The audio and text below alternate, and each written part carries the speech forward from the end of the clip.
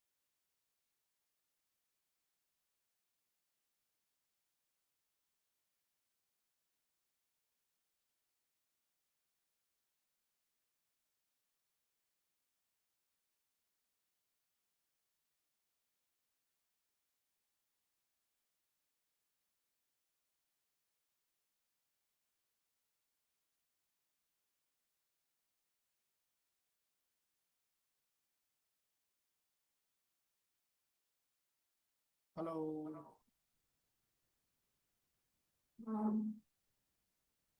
Mahadev sir.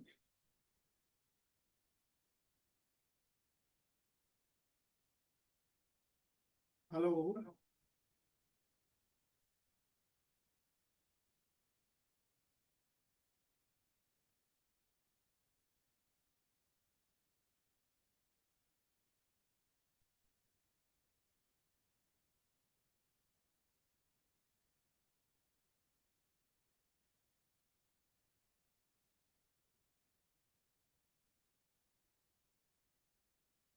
Sir mute हैं आप।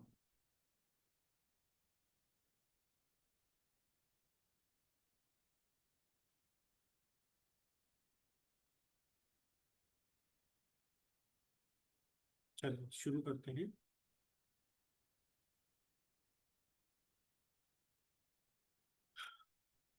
देखिए सर, पहले दो चीजें समझिएगा कि क्या। देखिए, एक होता है पार्ट ए और एक होता है पार्ट बी। ये होता है क्वेश्चन पेपर में। इसमें जो केस स्टडी आती है वो आती है 5 मार्क्स की, और इनमें जो केस स्टडी आती है वो आती है 10 मार्क्स की। सर मैं प्रॉपरली ऑडिबल तो हूँ ना? हाँ, ओके। बहुत बढ़िया। तो अब देखिए सर, जो 5 5 मार्क्स या 10 मार्क्स है ना, अब इसमें आपको कितना टाइम देना है, आंसर की लेंथ कितनी रखनी है, ये आप कैसे मेजर करेंगे? इसके लिए हमने बनाया सर 1 3 5 रूल। 1 3 5 रूल का मतलब क्या है? देखिए, 1 पेज कंसिस्ट ऑफ 3 मार्क्स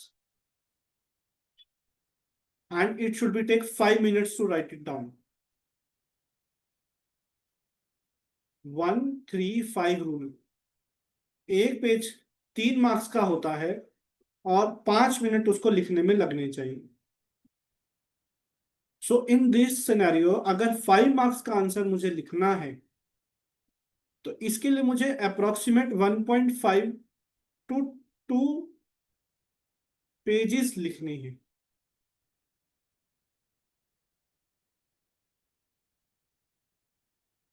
और अगर 5 मार्क्स हैं, एक पेज के लिए मुझे 5 मिनट देने हैं, तो इसके लिए मुझे 7.5 मिनट ही देना है।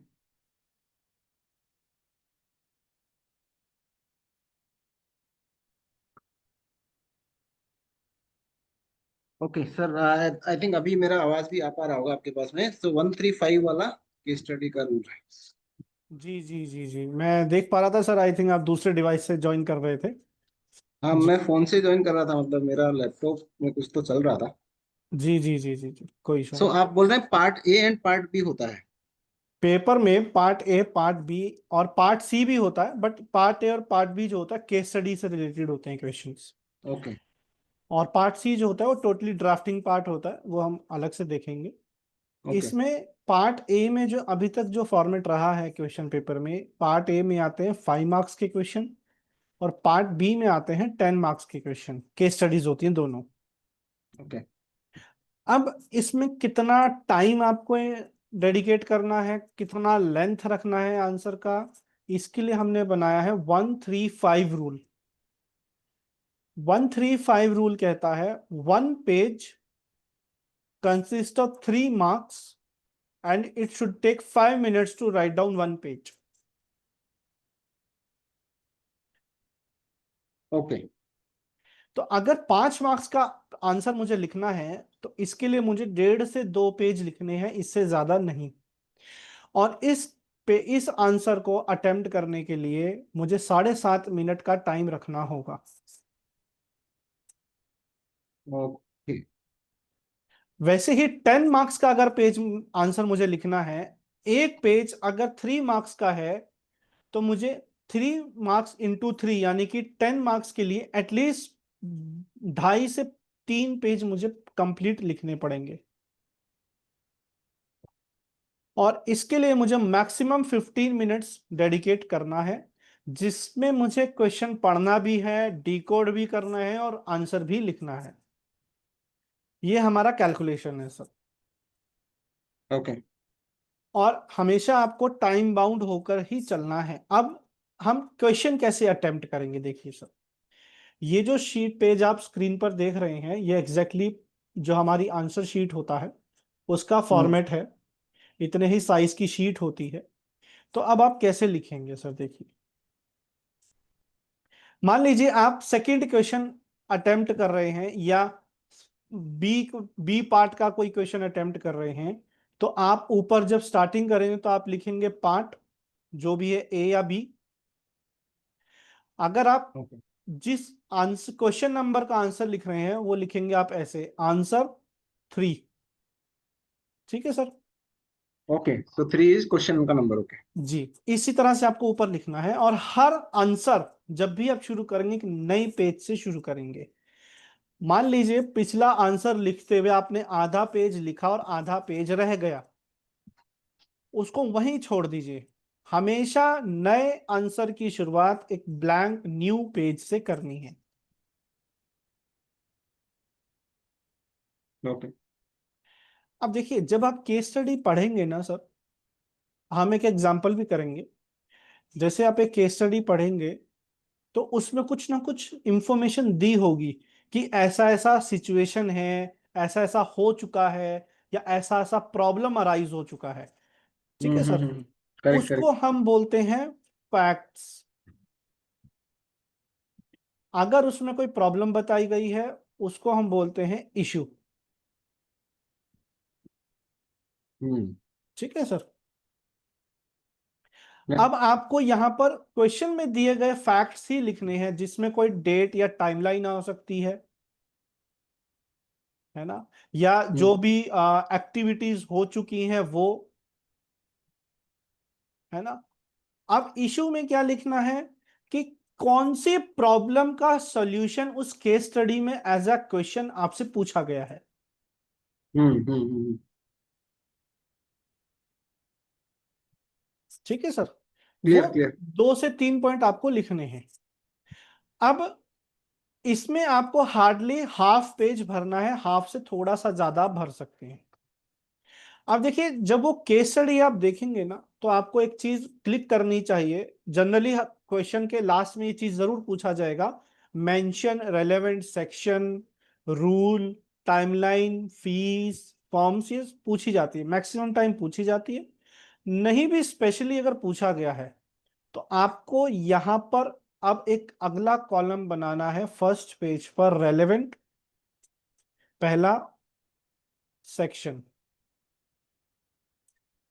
कि उस केस स्टडी में कौन से सेक्शन अप्लाई हो रहे हैं, साथ में फॉर्म, उनकी फीस, अगर कोई टाइमलाइन है, बस। अगर रूल आपको याद है तो ही लिखिए, नहीं याद है तो स्किप कर सकते हैं रूल्स। ठीक है सर। ओके। अब मान लीजिए कोई एक ऐसी केस स्टडी है जिसमें सेक्शन 30, 13, 12, 14 ये सब यूज हो रहे हैं। तो हमको यहां पर सिंपली लिखना है सेक्शन 13, सेक्शन 14। इसमें कोई फॉर्म है क्या? नहीं है, तो हम ब्लैंक छोड़ देंगे। अगर फीस नहीं है तो ब्लैंक छोड़ देंगे। टाइमलाइन क्या होती है? जैसे 14 जो होता है उसमें हमें एफआईआर का रिप्लाई करना होता है, तो हम यहां पर लिख सकते हैं 6 months टू रिप्लाई। या मान लीजिए अगर अप्लाई होता है पोस्ट ग्रांट ऑपोजिशन, तो आप यहां पर क्या लिखेंगे? सेक्शन 25। अब जैसे 25 का सबसेक्शन 2 है पोस्ट ग्रांट, अगर आपने यहां पर 2 लिखा चलेगा, नहीं लिखा तो भी चलेगा, कोई इश्यू नहीं है। ओके। ठीक है सर। Form 7, fees 8,000, rule 55। ठीक है सर, ये यहां तक का जो पोर्शन है ये फर्स्ट पेज पर हो जाना चाहिए सर आपका। आपको उस तरह से ऑप्टिमाइज करनी पड़ेंगी लाइंस को कि आपका ये जो पार्ट है ये यहां तक कंप्लीट हो जाए। ये क्लियर हुआ सर? या क्लियर, एकदम क्लियर। ठीक। अब आपसे एक एज अ केस स्टडी में कुछ ना कुछ सॉल्यूशन मांगा गया होगा, कुछ केस स्टडी का या कुछ एडवाइस मांगी गई होगी एज अ पेटेंट एजेंट। अब हमें क्या करना है? हमें अगले पेज से छोटे छोटे पैरास बनाकर उस केस स्टडी को एड्रेस करना है on the basis of the given relevant section, fees, form, कि वो सेक्शन का जो प्रोविजन है, वो फॉर्म है, वो कैसे यहां पर अप्लाई होगा और कैसे हमें आंसर करना है। ठीक है सर। या अब जैसे जो 5 नंबर का क्वेश्चन होगा ना सर, वो यहां तक आप कर सकते हैं पूरा। देखिए, फर्स्ट पेज ये हो गया सर, ये फर्स्ट पेज आ गया। हम्म अगर 5 मार्क्स का क्वेश्चन है तो उसके लिए हमें कितनी लेंथ देनी थी सर? 1.5 to 2 page. तो ये पहला पेज कंप्लीट हो गया सर। हम्म। सेकंड पेज में अगर आपने यहां तक भी लिखा, यहां तक चलेगा। आपसे जो केस स्टडी में जो सिचुएशन मांगी गई है उसको एड्रेस करना है। और सेकंड पेज अगर आपने फुल भी भरा तो बेस्ट ही है सर। बट अगर यहां तक भी आपने किया तो भी चलेगा। और 5 मार्क्स की केस स्टडी में आपसे हार्डली 1 या 2 क्वेरी पूछी जाएगी, ज्यादा से ज्यादा एक। अब ओके। अगर 10 मार्क्स का क्वेश्चन होगा ना, उसमें उतने ही ज्यादा आपके प्रोविजंस भी इन्वॉल्व हो रहे होंगे, उतना ही ज्यादा आंसर में लेंथ अपने आप आपको दिखाई देगी। बट करना क्या है सर? एक इशू को एड्रेस करने के लिए आपको एक पैरा बनाना है, फिर आपको 2 लाइन का गैप छोड़ना है, और फिर नेक्स्ट इशू को एड्रेस करना है। ठीक है सर। अब हालांकि मैं इस चीज को कम एडवाइस करता हूं, बट एक स्ट्रेटजी और है, मतलब स्ट्रेटजी का एक टेक्टिक है कि देखिए 5 मार्क्स के क्वेश्चन में तो लेंथ कभी कम नहीं पड़ेगी, आपको हमेशा 2 पेज की लेंथ आराम से पहुंच जाएगी। क्योंकि हम्म। फर्स्ट पेज में आप वो सब लिखेंगे, सेकंड पेज में आपका एक इशू भी आपने एड्रेस कर दिया, आपकी 1.5 पेज की लेंथ हो जाएगी। इशू आता है 10 मार्क्स के क्वेश्चन में, कि अगर मान लीजिए मेरी लेंथ 2 पेज में एंड हो गया, या थर्ड पेज सिर्फ इतना ही भरा या इतना ही भरा, तो मैं बाकी का क्या करूं? है ना सर? हम्म। आप कोई फ्लो चार्ट या कोई फ्लो चार्ट हो सकता है, कोई रे डायग्राम हो सकता है ना। ऐसा कुछ बनाकर आप लेंथ को एंट्री करवा सकते हैं, इंक्रीज कर सकते हैं, बट ये तभी यूज कीजिएगा जब आपको लग रहा हो कि लेंथ कम पड़ जाएगी। हम्म। ठीक है, वरना में फ्लो, और 10 मार्क्स के क्वेश्चन में ही ऐसा कभी कभार होता है सर, वरना नहीं होता है, वरना आपके पास कभी भी लेंथ कम नहीं पड़ेगी सर। ठीक है सर। लेंथ कम पड़ गई या लेंथ ज्यादा पड़ गई? सर मान लीजिए आपकी आंसर की लेंथ कम हो रही है, अब आपको बढ़ानी है, ओके। तो आप तो फ्लो फ्लो चार्ट, चार्ट डाल सकते। डाल दीजिए, एक पेज का आ हम्म। जाएगा। बट अगर 2.5 पेज भी हो गया सर, छोड़ दीजिएगा, मैं फ्लो चार्ट मत डालिएगा। फिर फ्लो चार्ट एक ऐसा मतलब आपके पास इंस्ट्रूमेंट है जो बहुत कम समय में आपकी लेंथ बढ़ा देगा आंसर की। अंडरस्टूड। है ना सर, बस यही है। आप अगर चाहें तो एक दो केस स्टडी को आप अटेम्प्ट कीजिएगा इस फॉर्मेट में, और मुझे भेजिएगा, एंड वी कैन अंडरस्टैंड कि और उसको कैसे इम्प्रोवाइज कर सकते हैं। ठीक है, तो केस स्टडी क्या प्रायर पेपर से? मैं भेज दूंगा सर आपको केस स्टडी, कहीं से भी ले सकते ठीक हैं सर आप। ठीक। ऑल राइट, ठीक है, दैट विल बी ग्रेट। हाँ, मैं आपको भेज देता हूँ सर। या। ठीक, अभी सेशन कंटिन्यू करते हैं सर। एंड क्या बात है,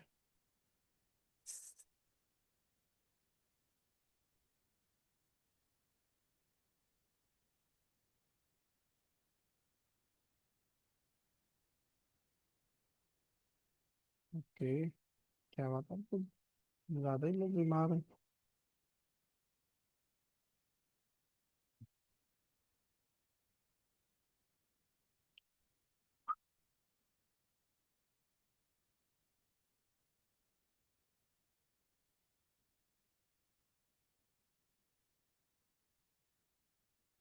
हेलो अखिल सर, रूबी मैम। सर, जी मैम। आप ये सेक्शंस का रिवीजन कब करवाएंगे? अभी कर लेते हैं, चलिए स्टार्ट करते हैं आपका मेरे को रिव्यू। हाँ मेरा हाँ, थोड़ा मतलब नेट वेट का इशू था, तो मेरा लाइक आप कहीं से सुन रहा था, कहीं से नहीं, और दोबारा मैं देख नहीं पाई। कोई तो बात नहीं, मेरे को अभी ऐसा, हाँ। अभी कर लेते हैं। आज आप आज आप ये करवाने वाले हैं ना, पेपर वन आज तो? मैम अटेंडेंस है ही नहीं ज़्यादा, तो पहले आपका रिवीजन करेंगे आज, अब आपने बोला तो पहले रिवीजन। ठीक है मैम। ठीक है, ठीक है। हाँ, चलिए। देखिए आपने बताया है 60 तक आपकी जो है ग्रिप अच्छी है ना, सेक्शंस की, पेटेंट एक्ट में, रूबी मैम। यस। चलिए, तो 1 से स्टार्ट करते हैं, 60 तक जाएंगे मैम, पहले करें स्टार्ट। सर ये तो सही है, कर कर लेंगे, लेकिन जो मैम आगे वाले हैं मेरे, वो वाले। हेलो। वो भी करेंगे, फिर वो भी करेंगे, पहले 1 to 60 आ जाते हैं। सर जैसे 80। मैम आपकी वॉइस कट रही है और शायद म्यूट भी हो गया है। नेट का इशू हो रहा होगा, ये पता नहीं आगे क्या ये दिक्कत है। आप बाहर आते हैं शायद कहीं, तो वहां पे नेटवर्क सही आता है फिर आपका। सर बाहर वहां पे ना बिल्कुल, हाँ, मोबाइल मैं चार्जिंग में लगाया सर, बहुत सारी चीजें हैं, चार्जर वार्जर, वहाँ कुछ नहीं है, वहां बैठना पड़ता है, बालकनी में सीढ़ियों में जाके बैठना पड़ता है, अरे। स्ट्रगल करना पड़ रहा है नेट के लिए। वाईफाई लगवाना पड़ेगा। तो अभी आप शुरू कर रहे हैं मैम फिर। सर, हाँ सर। जी। अखिल सर कैसे हैं सर, मास्टर सर ब्लास्टर हमारे। बस सर बढ़िया। तबीयत ठीक नहीं लग रही सर? नहीं नहीं सर सही है। चलो बढ़िया। तो सर मैम से क्वेश्चन करने हैं आपको। हाँ ठीक है। हाँ, जी स्टार्ट कीजिए रूबी मैम। सर फर्स्ट तो ये शॉर्ट टाइटल, ये सब है। सेकंड में डेफिनेशन दी गई है हमारी। हम्म। थर्ड में invention not patentable. What is invention? Invention की डेफिनेशन क्या है? सर इन्वेंशन मीन्स कोई भी न्यू प्रोडक्ट और process that involve inventive step, और जो capable of that particular industrial application use. Inventive step क्या होता है? जिसमें ये टेक्निकल एडवांसमेंट और एग्जिस्टिंग नॉलेज हमारी होती है, और इकोनॉमिकल सिग्निफिकेंस, या जी फिर महादेव दोनों। सर। महादेव सर। नहीं नहीं सर, कुछ नहीं। जी जी जी। Ruby ma'am, inventive step. Yes sir. Technical advance और hmm advancement as compare to the existing knowledge, और हम्म जो हमारा इकोनॉमिकल सिग्निफिकेंस हो, या फिर बहुत, और जो कि ऑब्वियस ना हो person to the skill into that art, skill into that particular common man के लिए, या फिर नॉर्मल कोई इंसान के लिए वो अंडरस्टैंडेबल ना हो। और की एंड? हाँ। और की कंडीशन है कि एंड की कंडीशन है? और की, और इकोनॉमिकल सिग्निफिकेंस, और मैम वॉइस कट रही है। सर और अभी आ रही है। बोलिए बोलिए। सर और की कंडीशन है। Akhil sir, yes sir. Inventive step. Sir देखो, इन्वेंटिव स्टेप ना मतलब कि like feature of invention, okay, which involve the technical advancement as comparison to existing knowledge, हम्म और economical significance, या फिर both, and the non obvious to the person skilled in the art। And की condition कहाँ पर है? Non obvious के लिए।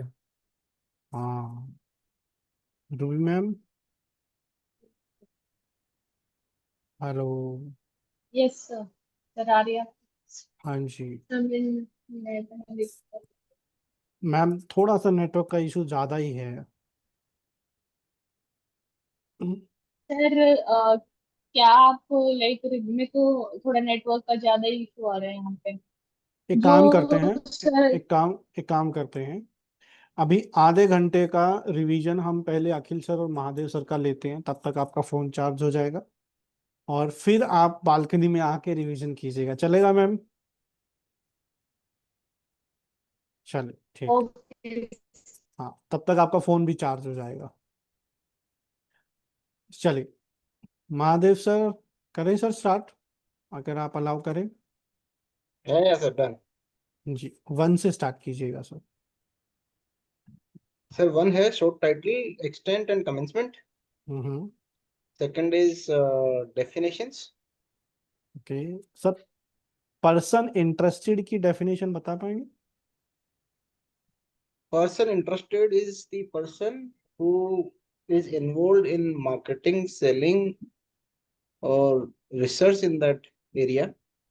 बहुत बढ़िया सर, शानदार। बहुत बढ़िया सर। मतलब अच्छा रिवीजन किया सर आपने, बहुत जल्दी कॉप अप कर लिया। I must say. सर पहले 20 सेक्शन का अच्छा है, बाकी बाद में देखते हैं। आज टेस्ट करिए आप। सर वो भी हो जाएगा, कोई बहुत बड़ी बात नहीं है, लेकिन जो भी है सर वो सॉलिड है, वो बहुत अच्छी बात है। चलिए कीजिए सर, आगे कंटिन्यू कीजिए। थर्ड है सेक्शन आपका, what are not inventions. Hmm Then the fourth one is inventions related to atomic energy are not patentable. Hmm. Fifth is omitted. Sixth is person entitled to apply sir for. Section 3 के सब sections बताइए। Sir, subsection A is it's against the well-established natural laws. Hmm Second is it's prejudice to public health, morality, etc. Hmm C is it's mere discovery. Hmm. D is its new use of an existing substance or its efficacy is not significantly better. Hmm E is it's a mere admixture. F is mere rearrangements. G is omitted. H is methods of agriculture or horticulture. I is methods of treatment. Hmm I J is plants and animals. K is mathematical model or computer programs or business models. L is copyrights or literary work. M is method of playing games. N is presentations. O is topography of semiconductor. And uh, P is traditional knowledge or traditional knowledge digital library. बहुत बढ़िया sir, बेहतरीन, मजा आ गया sir. Continue कीजिए sir, कीजिए कीजिए। Yes, sir. Fourth, fifth हो गया. Sixth is person entitled to apply for patents. Hmm Seventh is forms of application. हम्म बोलते Eighth जाइए is सर, आप बोलते जाइए। eighth is information and undertaking regarding foreign applications. Ninth is provisional and complete specification. 10th is the contents of complete specification. Mahadev sir, Yes, sir. Proof of right कितने time में मुझे submit करना होता है? Sir, within 6 months. Within 6 Rule 10. Rule 10, बहुत बढ़िया sir. जब हम रिवीजन करते हैं ना, हो सकता है जयवीर हाँ सर सर. ने आपको थोड़ा किसी डिफरेंट फॉर्मेट में रिवीजन करवाया होगा, बट हाँ हाँ हाँ. जैसे हम सेक्शन रिवाइज करते हैं तो सेक्शन का नंबर, उसका कोई भी एक कीवर्ड जिससे हम वो पूरा सेक्शन रिकॉल कर पाए, पूरा नहीं बताना, सिर्फ एक कीवर्ड। अगर Okay. उस सेक्शन में कोई फॉर्म अप्लाई हो रहा है तो वो फॉर्म बताइए, उसकी कोई जो टाइमलाइन है वो टाइमलाइन, और फीस आई थिंक अभी आप नहीं पढ़े हैं सर, फीस Okay. है ना, फीस पढ़े हैं सर, फीस स्ट्रक्चर फॉर्म्स का? नहीं नहीं पढ़ा सर. ठीक है, कोई बात नहीं, कहीं फीस की कहीं कहीं पे याद है, कहीं कहीं पे जहाँ पे बताया था वो 21 डेज चैलेंज वाला सीरीज में, तो वो वाला चलेगा, याद है. चलेगा सर, चलेगा। सर अभी नोट्स लेकर बैठे हैं आप आपके? नोट्स तो हाँ पढ़े हैं मेरे पास में, निकालना है. हाँ निकाल लीजिए, उसमें जैसे कोई भी फॉर्म होगा उसकी फीस में अपडेट करवा दूंगा, आप लिखते चलिएगा सर।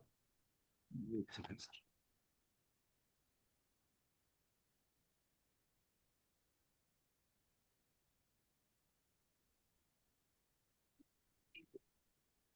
हाँ सर. जी। ठीक है, तो फॉर्म 1 का मैंने लिख रखा है 1600, हम्म ये इसमें 7 वाले में. ठीक है। प्रूफ ऑफ राइट की कोई फीस होती है sir?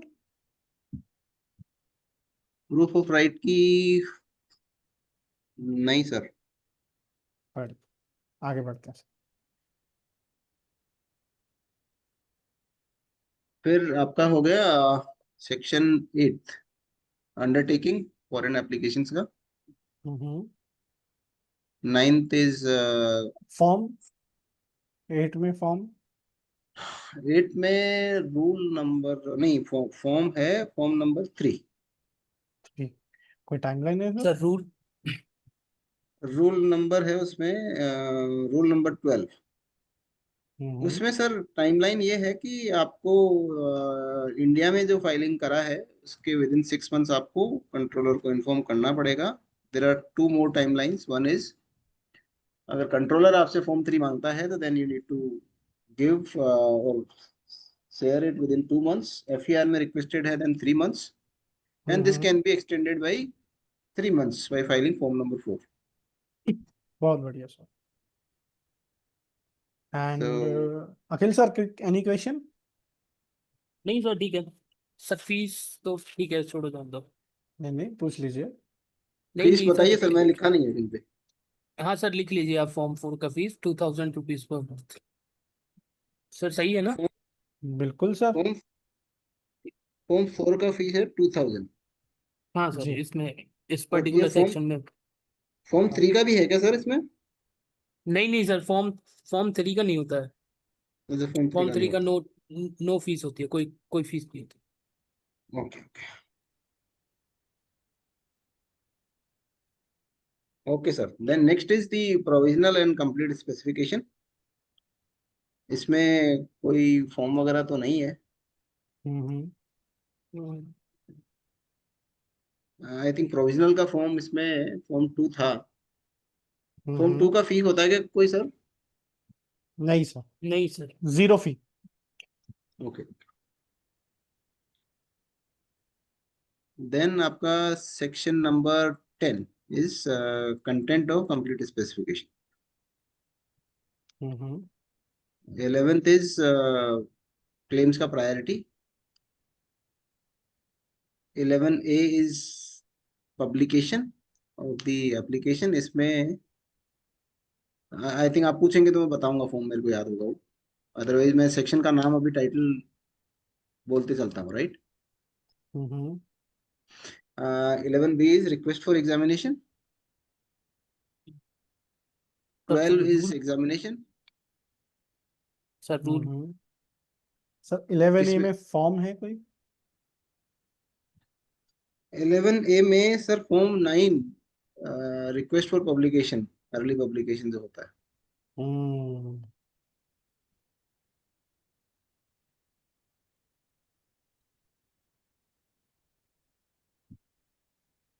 and 3 conditions where publication is prohibited. Sir secrecy direction हो, या आपने प्रोविजनल से कंप्लीट स्पेसिफिकेशन 12 मंथ्स में नहीं फाइल किया हो, हम्म या फिर पहला ये था सीक्रेसी और दूसरा आपने विड्रॉ कर लिया है विद इन 15 मंथ्स। तो basically 3 months before the publication हाँ सर। टाइमलाइन के पहले आपने फॉर्म 29 फाइल करके विड्रॉ कर लिया हो तो भी पब्लिश नहीं होगा। और सर तीसरा, थर्ड वन। सर तीन यही तो थे, पहला सीक्रेसी, दूसरा आपने प्रोविजनल को कन्वर्ट नहीं किया complete specification within 12 months, and hmm third is this one कि आपने विड्रॉ कर लिया। बिल्कुल ठीक है बिल्कुल जी। सर। रूल इसके लिए। चलता है सर, बढ़ते हैं आगे। सर रूल तो नहीं याद है मेरे को। कोई इसमें बात नहीं सर। 11A में है क्या? जी 24 A। सर 11B में था वो, 11A में है? सर 11A में, 11B में सर आएगा वो रिक्वेस्ट फॉर 24। एग्जामिनेशन वाले में था सर, वो सर जो आएगा 18। 24B and 24C। इसमें 24 कौन के सा था sir? 24A? 24 and 24A।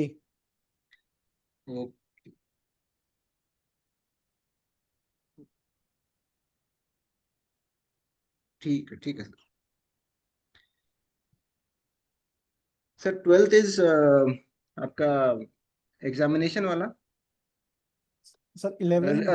11B 11B request for examination. Form. Request for examination का form 18 and 18A। 18A is for the expedited examination. Best, बहुत बढ़िया सर। ठीक है, इसमें 24B एंड 24C दोनों में ये आएगा। ये 18 अगर है तो B आएगा, और नहीं तो C है। हाँ, चलो आगे बढ़ते हैं। तो 12 तो एग्जामिनेशन हो गया सर। हम्म 13 हो गया कि एंटिसिपेशन, सर्च फॉर एंटिसिपेशन, जिसमें हम्म वो दो कंडीशन होता है कि एनी प्रायर पब्लिकेशन, या इंडिया है तो इंटरमीडिएट भी चलेगा, इन द सेंस की प्रायोरिटी बिफोर होना चाहिए in case of India filed. Hmm 14। 13 तो ये था ना एंटिसिपेशन वाला सर। हाँ 14 सर 14। 14 वो एग्जामिनर का रिपोर्ट कंट्रोलर के पास ही रहता है, और हम्म एप्लीकेंट के पास जो आता है वो कंट्रोलर का रिपोर्ट आता है, सो एग्जामिनर का report stage confidential. Perfect. Sir इसके साथ एक और सेक्शन पढ़ा होगा। 21। हाँ, इसमें क्या होता है सर? सर ये FER का रिस्पॉन्स देना है एप्लीकेंट को, सो विद इन 6 मंथ्स आपको देना है अगर 6 मंथ्स नहीं दिया तो you can file form number 4 and 3 months extension मिल जाएगा as per rule number 24। Rule 24 B. B है क्या सर इसमें? बी। जी जी जी। और आपका फॉर्म अगर कोई सर अनअवॉइडेबल कंडीशन है। हाँ सर। एक्सटेंशन कितने महीने का मिलता है, कौन से फॉर्म थ्री से मंथ्स मिलता है? Three form 4। मंथ्स ठीक। सर 18 की फीस कितनी होती है, फॉर्म 18 की? 18 की फी होती है 4,000। और 18A की? 18A की 8,000। बहुत बढ़िया सर। तो फॉर्म 14 की फीस कितनी लगती है सर? सर फॉर्म 14 तो अभी अभी आया सॉरी ना, सॉरी तो सॉरी फॉर्म 4। 4 इसमें फॉर्म एक्सटेंशन 4 ले, का एक्सटेंशन वन लेंगे ना आप? Thousand rupees 1,000। जी। सर अभी इन बताया था 1,000 था ना। इन विच केस, देखिए अगर आपने फॉर्म 18 फाइल किया है सर, हाँ हाँ। और तब आप एक्सटेंशन ले रहे हैं, तो 1000 पर मंथ लगता है। फॉर्म 4 जो है ना सर एक्सटेंशन के लिए, अच्छा अच्छा। उसकी फीस हमेशा पर मंथ होती है सर। ओके और अगर ओके आपने तो 18A भरा है, हम्म। तब आपकी 2000 लगेगी। Per month. Ji. Per month for 18 and 2,000 per month for 18A। ये हाँ ठीक है, अंडरस्टूड। भाई फॉर्म 4 तो डिले के लिए भरेगा ना, ठीक है। डिले नहीं, एक्सटेंशन। सो आपने सर इसमें क्या 3 महीने का एक साथ एक्सटेंशन मांगता है या एक एक महीने का कैसे मांगता है तू देन?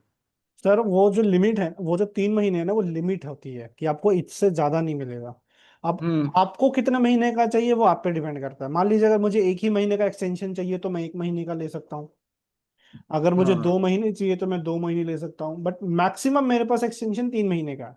अच्छा, तो आप फॉर्म 4 फाइल करोगे तो you would specify and then accordingly deposit the फी।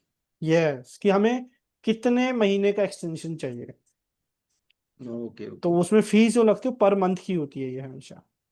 तो सर ये उसमें जो इंफॉर्मेशन अंडरटेकिंग जो फॉर्म 3 के लिए एक्सटेंशन लगता था उसमें भी ऐसा ही है क्या, पर मंथ लगता है? जी जी जी जी सर। सर हर जगह सर, वो फॉर्म 4 हर जगह ऐसा ही है सर। अच्छा, पर मंथ ही है।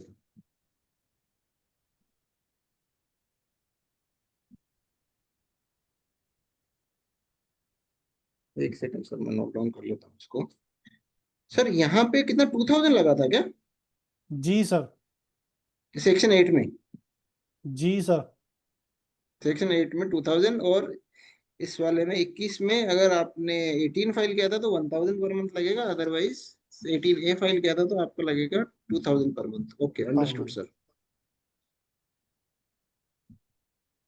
तो ये हो गया सर आपका 14 के साथ में 21 पड़ा था। जी। बहुत बढ़िया। फिर सर आपके नेक्स्ट 5-6 सेक्शंस आते हैं पावर ऑफ कंट्रोलर पे।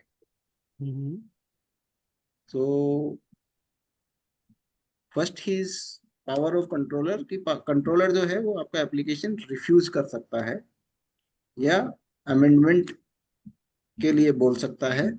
अगर रिफ्यूज करेगा तो you will get an opportunity to discuss before the final hmm decision. Hmm 16। Section 16 is the division के लिए जो है, respecting division of the application. ठीक है तो सर। इसमें आई थिंक रूल 13(2)(a) था। हाँ। ओके। एंड 13(2)(a) ही था सर इसमें तो। ठीक है सर, एक आंसर कीजिएगा कि अगर मान लीजिए कंट्रोलर बोलते हैं आपको डिवीजन करने के लिए, हाँ तो आपको एग्जामिनेशन फाइल करने के लिए कितना टाइम मिलेगा?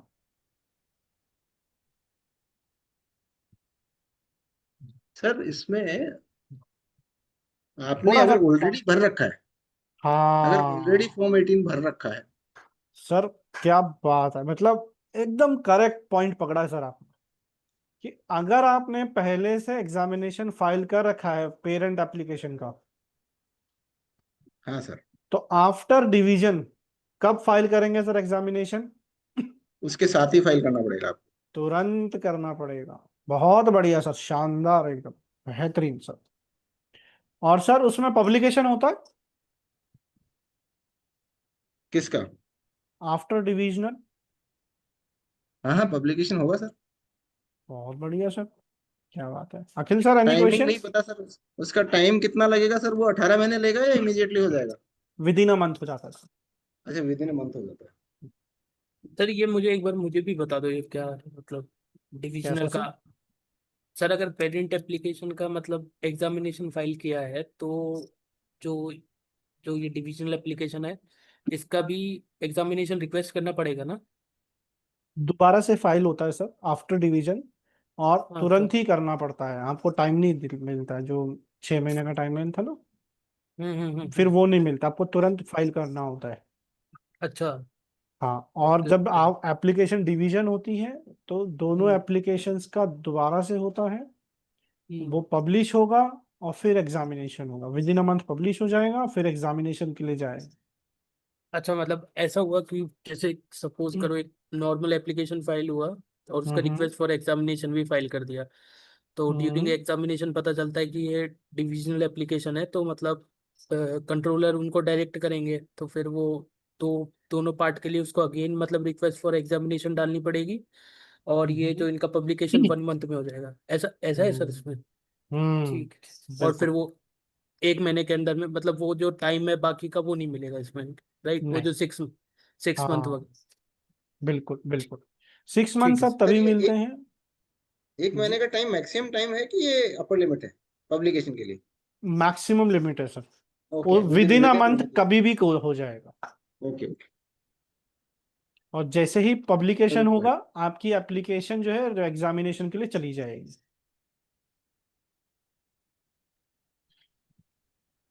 Understood sir. Any question and Akhil sir? नहीं नहीं सर। दिस इज ट्रू ना, कि अगर आपने पहले नहीं फाइल किया है तो then the timeline remains either the 31 months or 6 months from the divisional का filing, whichever is later. बहुत बढ़िया sir, exactly.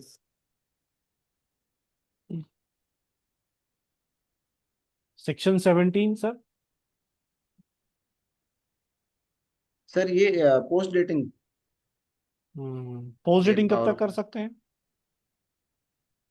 Sir post dating 6 months, by 6 months you can post date your वो तो provisional or 6 महीने completed. Post date होता है, but कर कब सकते हैं, कब तक कर सकते हैं? सर प्रोविजनल के केस में तो आपको 12 मंथ एक्सपायर होगा उससे पहले ही रिक्वेस्ट डालना पड़ेगा उसको। हम्म कंप्लीट स्पेसिफिकेशन में भी वो पोस्ट डेट का, I think the general understanding that I have is कि वो टाइमलाइन एक्सपायर होगी उससे पहले आपको डालना है। तो फॉर सर, एग्जांपल अगर मुझे प्रोविजनल का 12 मंथ्स है। पोस्ट पोस्ट डेटिंग करनी है अपनी एप्लीकेशन, हाँ, मैं कब तक करवा सकता हूँ ये काम? कि मुझे पोस्ट डेट करना है, ये काम मैं कब तक करवा सकता हूँ? सो मान लीजिए प्रोविजनल आपने फाइल किया था, तो प्रोविजनल फाइलिंग का विद इन अ ईयर आप उसको 6 मंथ से पोस्ट डेट करवा सकते हैं। नहीं सर। नहीं करा सकते। मैं, ये थोड़ा सा गैस वर्क ही है, बिकॉज आई हैव नहीं नो नहीं, रिकॉर्ड ऑफ इट कि। मैं बताता हूँ, कोई सर इशू नहीं। ये पोस्ट डेटिंग तो मतलब ऐसा है ना, कभी भी करवा सकते हैं ग्रांट से पहले तक? Before grant. हाँ, बिफोर ग्रांट तक आप पोस्ट डेट कभी भी करवा सकते बिफोर ग्रांट आप कभी भी करवा सकते हैं, और जो पोस्ट डेटिंग होगी वो 6 महीने के अंतराल पे होगी। लेकिन सर ये, तो डाउट है इसमें मेरे को। कोई बात नहीं, कोई बात नहीं। देखिए, जो पोस्ट डेटिंग होगी ना सर, पोस्ट डेटिंग से आप क्या समझ पा रहे हैं सर? पोस्ट डेटिंग में क्या होता है, क्या डेटिंग पोस्ट होती है? Filing date, date of filing. Filing filing date. तो फाइलिंग डेट में क्या होता है, 6 महीने आगे बढ़ जाती है। Yes sir. बट ये 6 महीने बढ़ाने का जो काम है, जो प्रोसेस है, ये कब कर सकते हो आप? ग्रांट से पहले कभी भी ये काम कर सकते हो आप। नहीं, लेकिन सर जो मैं समझा वो ये था कि उसको पोस्ट डेटिंग वो कराएगा क्योंकि उसको टाइम चाहिए। वो तो एक केस है सर, सिनेरियो है ऐसा कि आपको पोस्ट डेटिंग कब क्यों करवानी चाहिए, कब ऐसा कौन सा सिनेरियो होगा कि आप पोस्ट डेट करवाओगे। That is one of the scenario ऐसे। हाँ, वो वन ऑफ द सिनेरियो है कि मान लेकिन इसमें लीजिए, एक चीज मान बताइए सर, ये, हाँ सर, गो अहेड प्लीज। नहीं, बोलिए बोलिए, आप बोलिए। हाँ, सो मैं ये बोल रहा था, आपने प्रोविजनल फाइल किया था, हम्म अब प्रोविजनल को आपको कंप्लीट में कन्वर्ट करना था, हम्म तो आप तो ग्रांट तक का, मतलब ग्रांट वाला तो सिचुएशन आएगा ही नहीं उसमें। मैं वही बता रहा हूँ सर, मतलब अगर देखिए। आपने 12 मंथ्स में नहीं फाइल किया वो कंप्लीट स्पेसिफिकेशन प्रोविजनल के, तो आपका प्रोविजनल तो लैप्स हो जाएगा। जी जी, बिल्कुल हो जाएगा सर। आप ये चीज समझिए सर, विदाउट कंप्लीट स्पेसिफिकेशन की फाइलिंग के हाँ। पोस्ट डेट हो ही नहीं सकता। अगर आपकी कंप्लीट फाइल नहीं हुई है, कंप्लीट स्पेसिफिकेशन, तो पोस्ट हाँ, डेटिंग तो नहीं हो सकती सर। अच्छा, प्रोविजनल का पोस्ट डेट नहीं हो सकता विदाउट कंप्लीट स्पेसिफिकेशन। होता है, बट उसके लिए कंप्लीट स्पेसिफिकेशन का फाइल होना जरूरी है सर।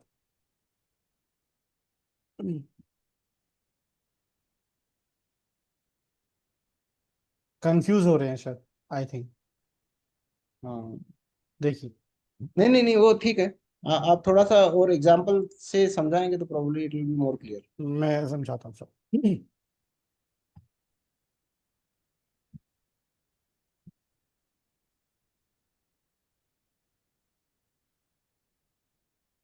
सर, स्क्रीन विजिबल है मेरी? सर लोडिंग, इट्स लोडिंग, अभी नहीं विजिबल हुई।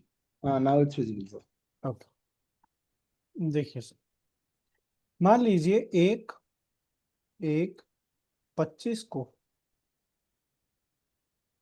मैंने प्रोविजनल स्पेसिफिकेशन फाइल किया। ठीक है सर, अभी 12 महीने हो चुके हैं। मान लीजिए एक दिन पहले की हम बात करते हैं, अ डे बिफोर एक्सपायरिंग, 31 हम्म। 12/25। मैं इस दिन कह रहा हूं कि मुझे पोस्ट डेट करना है, ओके सर। लेकिन मेरी कंप्लीट स्पेसिफिकेशन फाइल नहीं हुई है, हम्म। तो मैं पोस्ट डेटिंग नहीं कर सकता हूं इसका। वो तभी प्रोविजनल पोस्ट डेट होगी, बट कब होगी? जब पहले आपकी कंप्लीट फाइल होगी। कंप्लीट स्पेसिफिकेशन फाइलिंग होना जरूरी है। ये पॉइंट क्लियर हुआ सर? Yes sir. ठीक। अब जो जवेद सर ने आपको पढ़ाया, मैं वो आपको रिपीट करवाता हूँ कि पोस्ट डेटिंग हम कब करवाएंगे, ऐसा कौन सा सिनेरियो होगा कि मुझे पोस्ट डेट करवाना है। उसमें एक वन ऑफ द सिनेरियो ये बनता है सर कि मान लीजिए मेरी ये डेडलाइन आ गई sir, and I want to yes. File PCT, and I need more time. यही एक सिनेरियो सर ने बताया था सर आपको, है ना? हाँ, ये एक सिनारियो था, एक सिनारियो वो भी था जिससे मैं कंफ्यूजन हुआ कोई कि बात अगर नहीं। हाँ, कि उनने उनने आई थिंक वो भी बोला कि कंप्लीट स्पेसिफिकेशन फाइल करने के लिए भी आपको प्रोविजन से टाइम चाहिए, then you can extend. I think वही एक पॉइंट मैंने आपका सेक्शन 9 में भी डाला हुआ था। जी, देखिए, अगर आपको पीसीटी फाइल करने के लिए और टाइम चाहिए, अब पीसीटी कब तक फाइल हो ये सकती तो है सर? क्लियर है सर, दिस इज ठीक है। Clear sir. हाँ, अब मान लीजिए मुझे कंप्लीट स्पेसिफिकेशन मैंने फाइल कर दिया। हाँ। अब मुझे पता चला कि मेरी इन्वेंशन में कुछ ऐसे फैक्ट्स या ऐसा कुछ और है जो मैं ऐड कर सकता था लेकिन मैं नहीं कर पाया। हम्म। तो मेरे पास सेक्शन 9 एक मुझे प्रोविजन प्रोवाइड करता है, वो क्या कि मैं कंप्लीट स्पेसिफिकेशन को प्रोविजनल में कन्वर्ट कर सकता हूं। यस।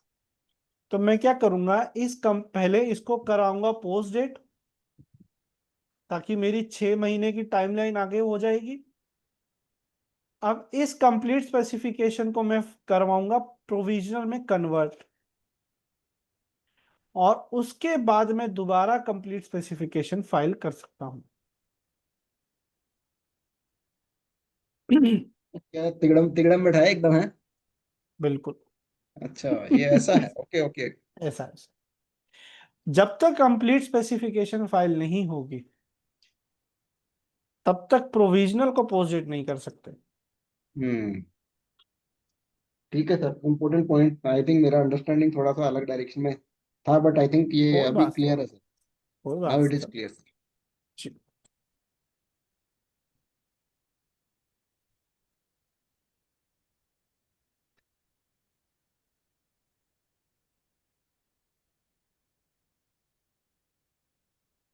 और ये काम मैं बिफोर ग्रांट कभी भी करवा सकता हूँ।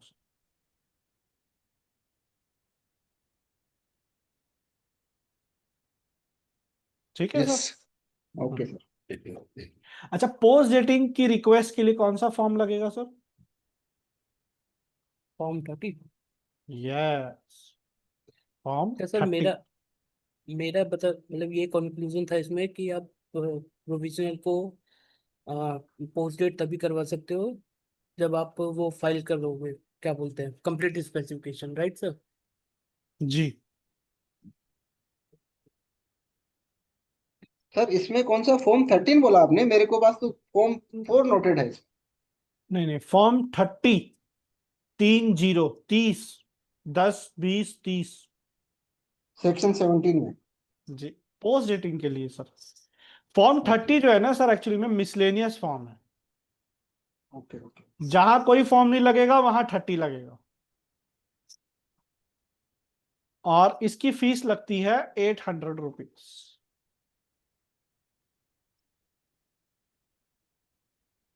रूबी मैम नहीं आए हैं।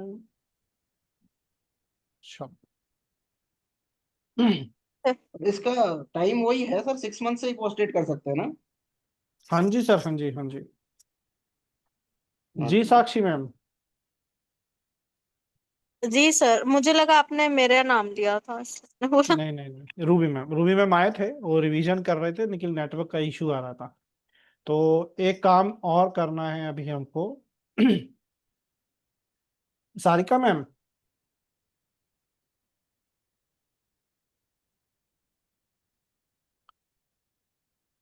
हेलो।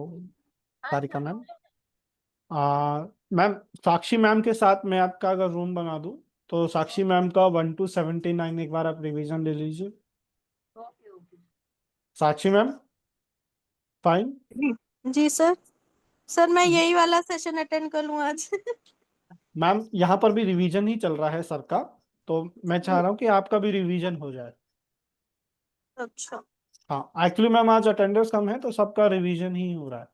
आपसे पहले अखिल सर कर चुके सर, हैं। एक्चुअली मैं थोड़े टाइम ही अभी रहूंगी, फिर मैं अभी चली जाऊंगी ना हाफ एन आवर में, इसलिए मैं सोच रही थी ना ऐसा। मैम आप पे मुझे अच्छा। इतना ट्रस्ट है कि आपकी जो रिवीजन है मैं जानता हूँ। आप हाफ एन आवर में 1 to 79 चले जाओगे। अरे सर। हाँ, कीजिए तो एक बार। ठीक है सर, मैं करती हूँ। जी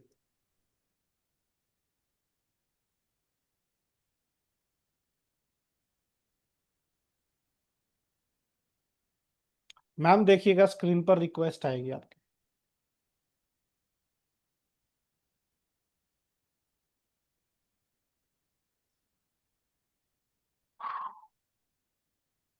चलिए जी महादेव सर, सॉरी थोड़ा सा इंटरप्शन आ गया, कंटिन्यू करते हैं। ठीक है। All right sir. Form sir section 18। एक सेकंड सर, वो एक मैं फॉर्म 4 क्यों डाल रखा था इधर, मैं उसको हटा देता हूँ 17 से। फॉर्म 30 कर लिया, 800 उसका फी हो गया। ठीक है सर, सेक्शन 18। जी। सेक्शन 18 इज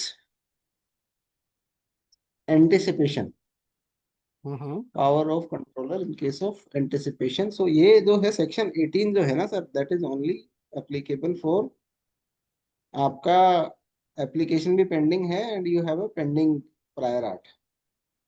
सो बेसिकली दो सिचुएशन था इसमें। वन वाज कि दोनों, सर अगर आपका एक क्वेश्चन पूछूंगा एप्लीकेशन, मैं। सर सॉरी सॉरी, एक यस क्वेश्चन सर। का आंसर कीजिएगा। हाँ सर, हाँ सर। अगर कोई दो डिफरेंट एप्लीकेशंस हैं सर, पेटेंट की, हाँ सर। उन दोनों एप्लीकेशन में सेम क्लेम है, और उस क्लेम की प्रायोरिटी डेट भी सेम है, तो कंट्रोलर क्या करेंगे अब? सर वो रेफरेंस दिलाएंगे एक दूसरे का। बस हो गया, इतना ही है सर। अच्छा अच्छा, वो एक पॉइंट और नोट किया था मैंने उसमें, हम्म कि अगर ओवरलैप है और एक प्रायर, अगर आपका एप्लीकेशन है प्रायर प्रायोरिटी का, हम्म तो उस केस में भी वो था कि ओवरलैपिंग पार्ट के लिए रेफरेंस देके काम चल जाएगा, ऐसा कुछ एक और पॉइंट था उधर। वो यही है सर, सेम क्लेम, एक सेम क्लेम। एप्लीकेशन दूसरी एप्लीकेशन पे ओवरलैप कब करेगी? जब सेम क्लेम है, सेम डेट उनकी प्रायोरिटी डेट है दोनों एप्लीकेशंस में, मतलब सेम डे ही फाइल किए गए थे। सर उसमें एक पॉइंट और लिखा था कि अगर सेम डे नहीं है, मान लीजिए कि हम्म एक एप्लीकेशन आज फाइल हुई है, एक आज के 2 महीने फाइल हुई है, उनमें कुछ क्लेम्स सेम है, हाँ, तो देन जो सेम क्लेम्स हैं लेटर फाइल एप्लीकेशन में, उसमें भी प्रायर का रेफरेंस देके काम चल जाएगा। That's what I noted. या फिर वही पॉइंट कंट्रोलर है सर, माइट आस्क। वही चीज है सर, एप्लीकेशन कभी भी फाइल हुई हो, डजेंट मैटर, अच्छा। बट उसमें जो क्लेम डले हैं ओके ओके ओके। वो क्लेम सेम है, हम्म और उन दोनों क्लेम्स की प्रायोरिटी डेट भी सेम है, मतलब एक ही दिन पर सेम क्लेम दो डिफरेंट एप्लीकेशंस में डल गए। हम्म फॉर एग्जाम्पल, आपने एक एप्लीकेशन फाइल की थी आज से 2 महीने पहले सर, हम्म। ठीक है, और यस सर। मैंने भी एक एप्लीकेशन फाइल की। आपने फाइल किया था उस टाइम पर प्रोविजनल, ओके। और आपने उस प्रोविजनल स्पेसिफिकेशन में एक क्लेम डाल दिया, ठीक है सर। हाँ सर। अब आज 2 महीने बाद आज आप कंप्लीट स्पेसिफिकेशन फाइल कर रहे हैं, करेक्ट।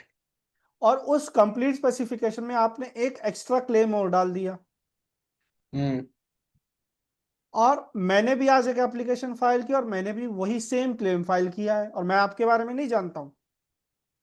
बाय हम्म। चांस ऐसा हो गया कि मैंने आज ही के दिन सेम क्लेम फाइल कर दिया, ओके। तो अब क्या होगा? ना तो आप मुझे एंटिसिपेट कर पाएंगे, ना मैं आपको। अंडरस्टूड।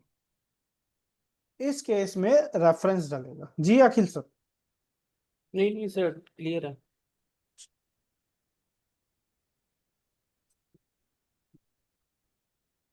Okay sir. तो नेक्स्ट इज 19 जो है, वो पोटेंशियल इन्फ्रिंजमेंट का केस है, जिसमें कि you have a prior granted patent। बिल्कुल सर, उसमें भी और क्या होगा? उस केस में भी रेफरेंस डल जाएगा, और इन केस अगर वो ग्रांटेड पेटेंट रिवोक होता है या कुछ उसके साथ में इनएक्टिव होता है, तो then that reference can be deleted. Hmm बढ़िया, चलिए सर, इससे आगे कंटिन्यू करेंगे सेक्शन। हाँ हाँ, कर सकते हैं। कीजिए सर। सो सेक्शन 19 ये था। सेक्शन 20, सेक्शन 20 था substitution of applicants before grant. Before grant, बहुत बढ़िया। Form, form 6 sir. Fees, fees तो don't remember sir, let me see if I have noted it down. 800। अच्छा, 800 है, ओके।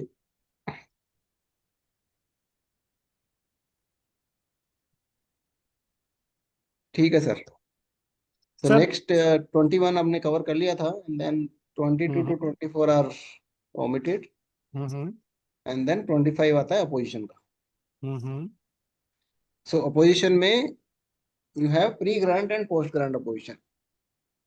हम्म तो प्री ग्रांट जो है वो आप फॉर्म 7A फाइल कर सकते हो, पोस्ट ग्रांट के लिए फॉर्म 7 फाइल कर सकते हो। प्री ग्रांट के लिए रूल नंबर 55 एप्लीकेबल है, पोस्ट ग्रांट के हम्म लिए रूल नंबर 55A एप्लीकेबल है। प्री ग्रांट में फीस कितनी लगती है सर? फिर प्री ग्रांट में आपका फीस लगता है 4000, एंड पोस्ट अखिल, ग्रांट में लगता है 8000।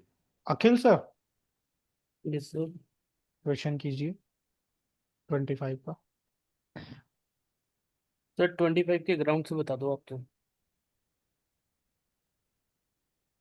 सर 25 के ग्राउंड्स जो हैं वो है A is wrongfully obtained, B hmm is prior claim, C is prior, sorry, B is prior publication, C is prior claim, D is it is used or known to someone, then hmm E is it is obvious to person skilled in the art, F is it is not as per the act, section 3 और इसका violation करता है, A B C D E F,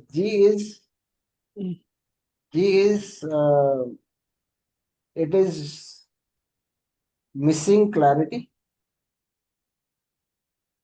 and then H is it does not have the it does not have the form 3, section 8 के हिसाब से नहीं.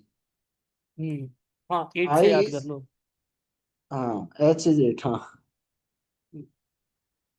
फिर आपका I आता है जिसमें कन्वेंशन एप्लीकेशन 12 महीने के अंदर नहीं आई हुई है. Then J is the biological material का रेफरेंस और वो जो भी सेक्शन हम्म 10 में था वो नहीं फाइल हुआ है. And then last is the ancient knowledge. ठीक है सर. सर फॉर्म कौन सा है प्री ग्रांट में? प्री ग्रांट में फॉर्म 7A है. ठीक है सर. और पोस्ट ग्रांट में? पोस्ट ग्रांट में है सर 7. ठीक है सर. प्री ग्रांट कब तक फाइल कर सकते हैं, लाइक कोई टाइमलाइन उसका? प्री ग्रांट तो बिफोर ग्रांट ही फाइल कर सकते हैं कभी भी. Is that correct? I noted it down कि ये कहीं पे आई थिंक FER के पहले जनरली फाइल होता है, but I think that is not the limitation. और sir post correct grant me का? If I am wrong. No sorry sir. Post grant का टाइमलाइन टू फाइल? ये है sir within 12 months of publication of grant. हाँ ठीक है sir. बहुत सही है. बढ़िया सर, बहुत बढ़िया सर. प्री ग्रांट में मतलब ग्रांट से पहले हाँ सर. किसके बाद आप फाइल करते हो ऑपोजिशन? सर शुरू कहाँ पब्लिकेशन से? के बाद. हाँ, पब्लिकेशन के बाद. मतलब पब्लिकेशन से ग्रांट के पहले तक बीच बीच में आप प्री ग्रांट ऑपोजिशन फाइल करते हो, पब्लिकेशन से पहले फाइल नहीं हो सकता. नहीं. बहुत बढ़िया. कंटिन्यू कीजिए अखिल सर, बहुत बढ़िया क्वेश्चनिंग कर रहे थे, मैं देख रहा था. एक मुझे एडिशनल लगा तो मैंने पूछ लिया. कीजिए सर. सर और तो सर रूल्स वगैरह तो सर हाँ वो अपोजिशन बोर्ड का फॉर्मेशन वगैरह बता दो अगर आपको याद है तो. हाँ, अपोजिशन बोर्ड में 3 मेंबर होंगे, एग्जामिनर नहीं होगा उसमें. और उसको बढ़िया. आई थिंक पोस्ट ग्रांट के केस में ही होता है ना ये तो. 2 महीने में उसको अपना डिसीजन देना होगा. हाँ ठीक है. और सर कब से देना होगा? जब से आपने अपोजिशन फाइल किया है उस डेट से 2 महीने के अंदर. Sir from the date of receiving the notice है. हाँ ठीक है. तो मतलब जब जब उनको इट्स नोटिस इन द मिलता है. नोटिस. हाँ ओके ओके. तो बस. हाँ इसको डेट ऑफ ये रिसीविंग है. The notice of that. हाँ सर. और तो सर और ठीक है सर. आप कंटिन्यू करो, आगे करो. सर सेक्शन 26 है वो रॉन्गफुली ऑब्टेन किया है तो कंट्रोलर जो है सर वो पेटेंट को. ऑपोजिशन बोर्ड में कितने लोग होते हैं 3 people. इंक्लूडिंग? सर एग्जामिनर तो एक्सक्लूड होता है, बाकी तो सर 3 होते हैं कि चेयरमैन, टेक्निकल मेंबर और the examiner who did not read the who did not entertain such application. Three members including chairman. Okay. मतलब 3 से ज्यादा नहीं हो सकते, इंक्लूडिंग 3 मेंबर. उन्हीं 3 में चेयरमैन होता है सर. ठीक. हाँ सर 4 हो गए तो फिर वही इवन डिसीजन आ हाँ, जाएगा. वो डिसीजन ही नहीं आएगा सर उसमें कभी भी. आते ही नहीं है सर, कभी कैसे आ ही नहीं सकते। मान लो अगर बोले हाई कोर्ट में भी 2 जज बैठा दिए तो एक हाँ करेगा, एक ना करेगा, वो वाली बात है ना। इसलिए कभी भी इवन नंबर नहीं रखा जाता है सर ऐसी कमेटीज हाँ में। हाँ सर, 3 5 7 11 11, हो सकते। 21 भी देखे हैं सर। पहले अंग्रेजों के जमाने में 21 भी होते थे। हाँ सर। वही जो तो आया 21 तोपों की सलामी। चलिए बढ़ते हैं सर आगे। कीजिए सर, कीजिए अखिल सर, बहुत बढ़िया क्वेश्चन कर रहे हैं आप। हाँ सर, करिए सर, कंटिन्यू करिए आप 26। सेक्शन 26 सर, वो रॉन्गफुली ऑब्टेन किया है तो अपोनेंट के नाम पे पेटेंट हो सकता है। अच्छा सर, बहुत मतलब कौन सा रूल?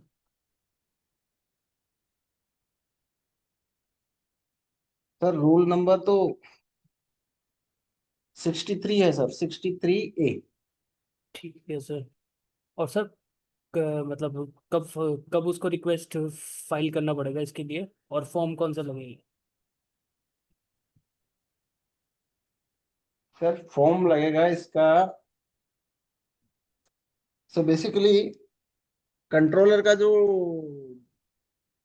डिसीजन आया है, तो हम्म बेसिकली आपका रॉन्गफुली ऑब्टेन का अपोजिशन तो आप फॉर्म 7 से कर दोगे। हम्म फिर आपने, आपके फेवर में डिसीजन आया, तो उस डिसीजन का जो नोटिस है उसके विद इन, यार विद इन कितना, 2 मंथ्स है क्या, विद इन 2 मंथ्स आपको फॉर्म 12 फाइल करना पड़ेगा। सर 3 मंथ्स अच्छा बस 3 मंथ्स है, हाँ सर। और फॉर्म ओके। 12, ओके। हाँ सर। सर फॉर्म इससे 12 का सर रेलिवेंट। फी है क्या कोई? सर कितना है? मेरे को भी आती है 2400 समथिंग। हाँ जी सर, 2400 फॉर्म ठीक, 12 की फीस। तुक्का लग गया। सर आपका तुक्का भी सही ही लगेगा हमेशा। ठीक है सर। सर इससे रेलिवेंट सेक्शन और है, याद है आपको? I think sir Mahadev sir अभी वहां तक गए नहीं है। ये 52 है, 52 सर। हाँ, अरे वाह सर, अरे क्या मैं बात है। सर वहां तक हो अरे गया मैं आपका। मैं डबल कर लिया था, मैं 52 को ऐसे याद कर रहा था कि ये डबल है उसका। अच्छा, क्या बात है सर, क्या बात है। ये देखो सर, ये होती है स्ट्रेटेजी सर, स्मार्ट वर्क, इसको बोलते हैं स्मार्ट वर्क। सही है ना सर, एक के टाइम पे 2 2 3 3 सेक्शन ऐसे होते गए तो बस सही हो गया बात है। 80 सेक्शन में सारा खेल खत्म। कौन 160 याद रखे? सही बात है सर, सही बात है, ऐसे ही होगा सर। ठीक है सर, कंटिन्यू करिए आप 28 से। 28। तो यूपी में मारे। तो हम्म 28 क्या था, ये रॉन्गफुली हो गया, और उसके बाद में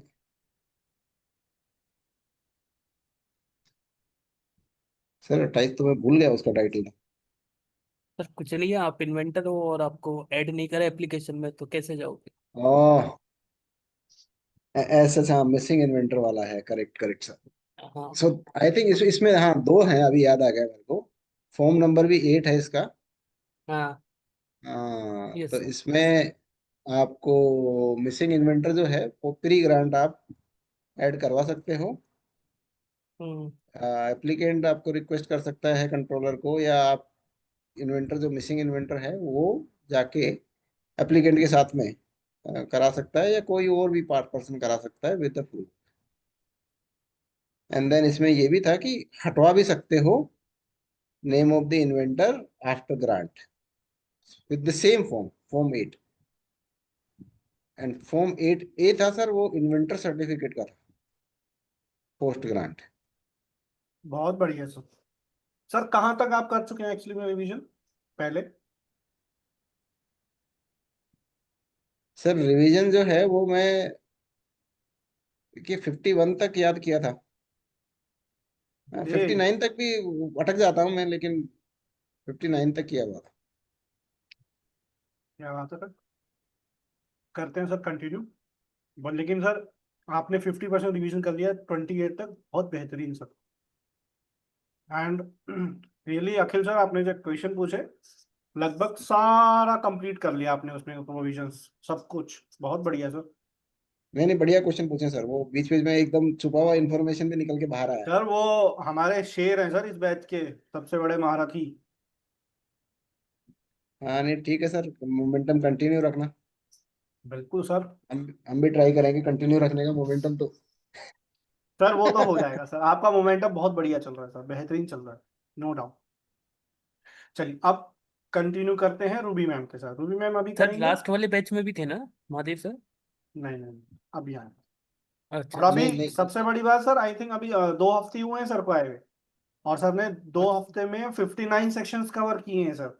सर बहुत बहुत रियली अमेजिंग है सर। सर जब मैंने फर्स्ट टाइम किया था, जब मैं ही नहीं पहुंच पाया था 2 हफ्तों में। इसीलिए तो सर। नहीं, वो वीकेंड का थोड़ा टाइम लगा के मेरे को, शुरू शुरू में जोश था तो किया। अभी देखते हैं, I want to continue that जोश, सो लेट्स सी। हाँ सर बस। सर बस इसको मेंटेन रखेंगे सर अब, जोश को। चलिए, तो हमारे जोशीले कैंडिडेट रूबी मैम, कंटिन्यू करें, स्टार्ट सेक्शन 1। Yes sir. ठीक है मैम, अभी भी नेटवर्क का इशू है, बाहर आ जाइए ना सीढ़ियों पे। सर बाहर ही आई हूँ मैं अभी। हाँ अभी ठीक आ रहा है, अभी ठीक आ इससे रहा है। बाहर तो फिर बालकनी से। नहीं नहीं, ऐसा नहीं करना है, हाँ सर। ज्यादा नहीं, थोड़ा पीछे। कीजिए मैम, कीजिए, कंटिन्यू कीजिए। ठीक है सर। सेक्शन 3 से स्टार्ट करते हैं। ठीक है, हम्म हम देखते हैं। सेक्शन 3 है invention that are not patented. Invention that are not patentable, इसके ग्राउंड्स हैं: natural law, first prejudice, discovery, efficacy of any like new use, mere admixture, फिर अरेंजमेंट और रीअरेंजमेंट। नेक्स्ट जी है ओमिटेड। एच से horticulture और agriculture. I treatment, ये हमारा surgery और एनी ट्रीटमेंट से रिलेटेड है। हम्म फिर जे हमारा प्लांट प्लांट और सीड से रिलेटेड है, जिसमें micro hmm organism. Okay. Hmm H I G के कंप्यूटर नॉलेज, कंप्यूटर पर से प्रोग्राम, कंप्यूटर प्रोग्रामिंग और मैथ्स बिजनेस। फिर एल से हमारा ये लिटरेचर कॉपीराइट। एम से हमारा गेम है। और 3 N, N is presentation. O से topography integrated circuits. O P से हमारा टीकेडीएम। बहुत बढ़िया। मैम एक आंसर कीजिएगा। उस मान हम्म, लीजिए मुझे किसी पॉन्ड में, जो छोटा तालाब होता है ना पॉन्ड, उसमें बिल्कुल जी सर। बिलो सरफेस, सरफेस के बिलो में, under a layer of soil, hmm मुझे एक हम्म माइक्रो ऑर्गेनिज्म मिला, और मैंने हम्म देखा कि वो जो माइक्रो ऑर्गेनिज्म है वो एक ड्रग हम्म। प्रिपरेशन रिएक्शन में बहुत बेहतरीन कैटलिस्ट का काम कर सकता है। तो मैंने सोचा कि मैं इसको पेटेंट करवा लेता हूँ। ओके। तो अब मुझे बताइए कि क्या ये पेटेंटेबल हम्म होगा या नहीं होगा। अगर होगा तो कौन से सेक्शन के अंडर में होगा, और नहीं होगा तो कौन से सेक्शन के अंडर नहीं होगा।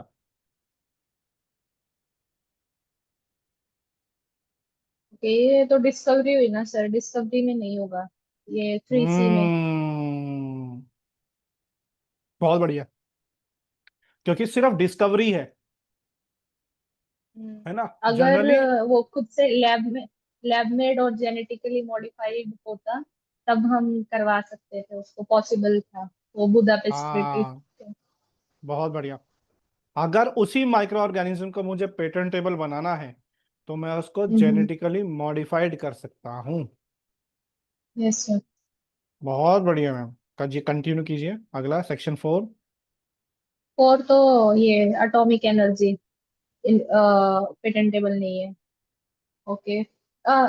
और सेक्शन 5 ओमिटेड। ओके, सेक्शन 6 में आता है हमारा पर्सन एंटाइटल्ड जो अप्लाई करते हैं पेटेंट के लिए, रूबी जिसमें मैम, हमारे true and false inventor. Yes sir. Atomic energy patentable नहीं होती है? Invention related to atomic energy. ठीक है। अगर मान लो हो गया, गलती से पेटेंट ऑफिस ने ग्रांट दे दिया, तो क्या करेंगे? ग्रांट हो गया तो वो रिवोक हो जाएगी सर। कौन करेगा? कंट्रोलर। कौन से सेक्शन में? एटॉमिक एनर्जी का सेक्शन है 20। रिवोकेशन का कौन सा एटॉमिक सेक्शन? एनर्जी पे ही पहले मुझे बता, 65। रिवोकेशन। अच्छा, रिवोकेशन तो ये क्या बोलते हैं हमारे, इसके बाद होते हैं 65 मैम, पेटेंट 65। एडिशन। बहुत बढ़िया। 64 रिवोकेशन है मैम। हेलो। जी सर। 64 हमारा कौन सा सेक्शन? रिवोकेशन इसमें, हाँ रिवोकेशन जिस उससे अगला सेक्शन है टॉपिक एनर्जी 64 का। है। हाँ वो रिवोकेशन था। ओके, अमेंडमेंट जिसमें कंप्लीट स्पेसिफिकेशन और, हाँ सर। बड़ी चलिए, कीजिए कीजिए सेक्शन 6। इसमें ट्रू एंड फर्स्ट इन्वेंटर और ये असाइन लीगल रिप्रेजेंटेटिव, हम्म असाइनी और अलोन और जॉइंटली हम्म ये होता है, फाइल कर सकते हैं। हम्म और इसमें आपने एक वो क्या होता है, रेसिप्रोसिटी का सेक्शन भी आता है इसमें, वो 134 समथिंग। तो इसमें मैम, यही होता है सर जो रूबी मैम, अप्लाई कर सकते हैं वो। मैम, अभी भी ना यस सर। थोड़ा सा नेटवर्क का इशू है। आवाज आपकी रुक रुक के आ रही है। मुझे तो कहीं ऊपर पेड़ पेड़ पे जाना पड़ेगा, बालकनी से काम नहीं चल रहा।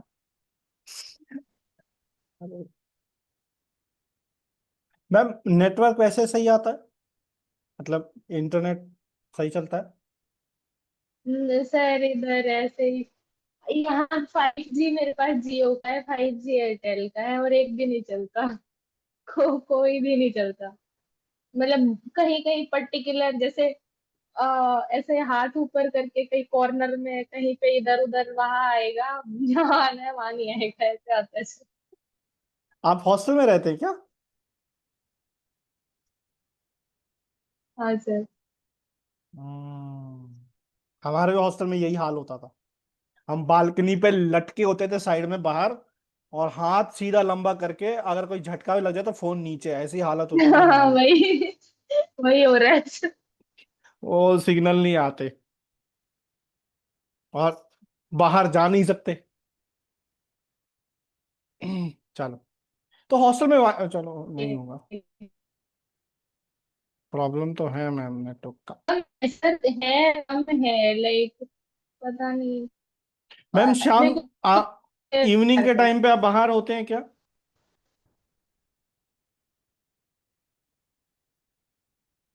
Ruby ma'am? नहीं सर। अभी अभी अभी भी हेलो। हाँ, अभी ठीक, अभी बढ़िया है, बढ़िया है। बहुत अच्छी है। अभी ठीक हम्म, है ना सर। हाँ हाँ, अभी बढ़िया मैम, अभी बढ़िया, कीजिए कीजिए कीजिए। ओके, सेक्शन 7 है फॉर्म ऑफ एप्लीकेशन। इसमें हमारे फॉर्म्स, ये फॉर्म बनाता है जिसकी फीस है 1600। हम्म और 6 प्रूफ ऑफ राइट होता है इसमें, जिसमें 6 मंथ का हमारा टाइम होता है। रूल 10। हम्म हम्म और ओके। और क्या था, रूल 18 भी है जिसमें ये home copy, record copy, search हाँ कॉपी। वो चलेगा, वो पीसीटी का है इसलिए चलेगा, बाद में चलेगा, करते हैं उसको। हाँ ओके। वो पीसीटी का बताया था आपने इसमें। सेक्शन 8। और इसमें हाँ सेक्शन 8 हमारा ये फॉरेन फाइलिंग के लिए होता है, रिगार्डिंग फॉरेन एप्लीकेशन के लिए, India to hmm foreign, foreign to India. Okay, इसमें हम ये रूल 12 और फॉर्म हम्म। 3 फाइल करते हैं। ओके। अखिल सर, फॉर्म 3, हाँ 6, 6। हेलो। कीजिए यस कीजिए, सर। कंटिन्यू सर, कीजिए ना, क्वेश्चन कीजिए ना आप। मैं जरा ठीक साक्षी है, मैम का देख कर आता हूँ। ठीक है मैम, आप करिए कंटिन्यू, मैं पूछता हूँ क्वेश्चन। हाँ ठीक है सर। उसके बाद ये एप्लीकेशन फाइल करते हैं हम 6 मंथ्स के विद इन, फॉर्म 3 फाइल करके। हम्म जैसे हमारे पास टाइम होता है 6 मंथ ड्यूरिंग एप्लीकेशन, और एफईआर के टाइम पे 3 मंथ्स का, और जब हम्म कंट्रोलर आस्क करे तो 2 मंथ्स का। हम ये फॉर्म 4 फिल करके एक्सटेंशन करवा सकते हैं, जिसकी फीस 2000 होती है। और जो हमारा ठीक है। डेट ऑफ इशुएंस होता है, वही हमारा डेट ऑफ कम्युनिकेशन होता है। और जो हमारी डेट ऑफ रिसिप्ट मिलती है, लाइक जिस दिन ये क्या बोलते हैं, पेटेंट ऑफिस से ये एफईआर, मतलब इसमें एफईआर का भी आ जाता है ना, मैम पूरा ही हो जाएगा सर वो एफईआर का। Shall I explain hmm, that also? नहीं नहीं मैम, इट्स ओके। जैसे फॉर्म 3, सेक्शन, हाँ मैम, रूल, इसका इससे पर्टिकुलर रूल रेलिवेंट सर। 12 है ना इसमें, रूल 12। ठीक है, ठीक है मैम, नेक्स्ट। हाँ, और नेक्स्ट सेक्शन 9 है, इसमें कंप्लीट एंड प्रोविजनल स्पेसिफिकेशन है हमारा। और इसमें हम्म ये फॉर्म 2 फिल करते हैं हम, मतलब फाइलिंग के हम्म टाइम पे। इसमें हम्म प्रोविजनल मतलब अगर पीसीटी फाइल कर रहे हैं या फिर कन्वेंशन, तो कंप्लीट फाइल करेंगे तब कर सकते हैं, प्रोविजनल से नहीं करते हम। हम्म इसमें 12 मंथ्स के विद इन हमें कंप्लीट स्पेसिफिकेशन फाइल करना होता है, प्रोविजनल फाइल करने के बाद। तो हम्म और पोस्ट डेट कर सकते हैं हम प्रोविजनल को भी और कंप्लीट स्पेसिफिकेशन को भी, बिफोर हम्म दैट ग्रांट। ठीक है। उसके बाद है सेक्शन 10, कंटेंट और ये स्पेसिफिकेशन का फुल, जिसमें हमारा हम्म ये फॉर्म 2 और रूल 13। हम्म इसमें क्या, title title of the invention हमारा 15 वर्ड्स में होना चाहिए, हम्म और एब्स्ट्रैक्ट 150 वर्ड में। और ये रूल 15 में हमारा वो सीट का दिया गया था, जिसमें सीट टॉप और लेफ्ट में 4 सेंटीमीटर, बॉटम और राइट में 3 सेंटीमीटर। हम्म।